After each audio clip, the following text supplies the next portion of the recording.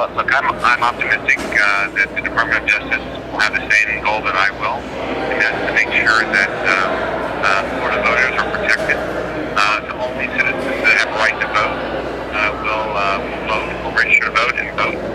And the non-citizens who live to vote, citizens that have a right to vote. As you know, the Secretary of State's office has been asking for months from the Department of Homeland Security to give them the state database, which will allow us to ensure that the voters in our state that vote in the next election are only voters that have a right to vote.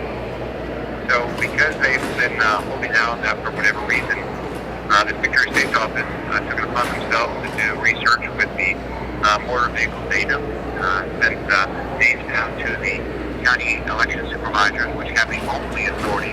As you know, they're independent. They are the only ones with the authority to decide who will be on the voter rolls. They've acted responsibly. As you know, not one person that has a right to vote has been eliminated from the rolls, and they're, some of them are doing their obligation. That's to make sure that they let everyone know that they care about those that have a right to vote. And as we all also know, that we have individuals that are no longer on the rolls because they didn't have the right and they voted in prior elections. And what should concern us all is that elections often change based on just a few votes. And hopefully we won't have any elections this year that doesn't cause us a problem. Anybody that has reliable evidence of non-citizen voting should let the Secretary of State's office know, and there is local supervisor officials so they can do the responsible thing and do the research to make sure only individuals that have the right to vote, register to vote in our state, can vote. Well, a question for you as far as that. Now, that's up to the supervisor of election.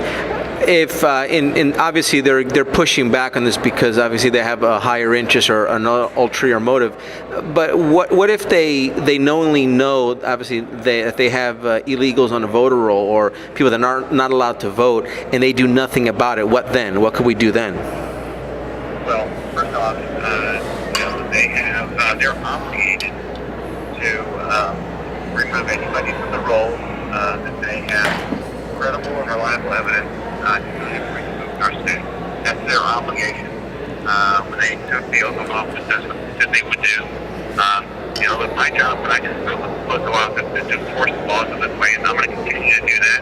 I'm going to continue to let supervisors of election know we have information.